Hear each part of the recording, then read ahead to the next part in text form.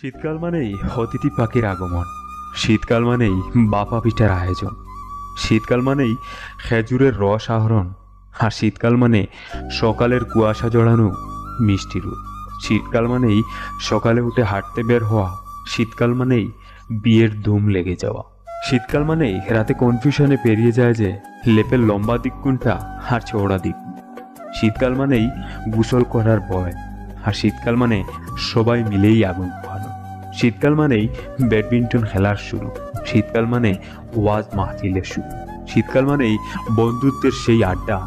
শীতকাল মানেই হেলে খেলে কিছুদিন চলা।